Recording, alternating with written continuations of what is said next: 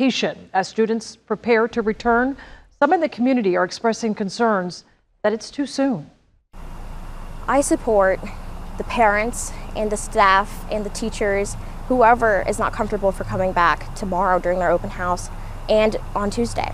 There should be alternative options for those students that don't feel safe or don't feel comfortable being back in that building.